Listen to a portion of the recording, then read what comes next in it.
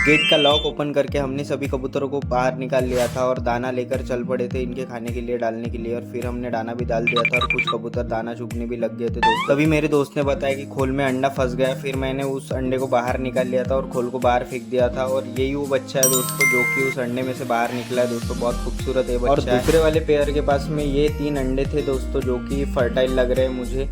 और ये नर देखो अंडे सेक रहा है दोस्तों। और ये अंडा देखो खराब हो चुका था इसलिए हमने निकाल के बाहर फेंक दिया दोस्तों। और ये एक बच्चा इसका अच्छा खासा बड़ा हो चुका है दोस्तों।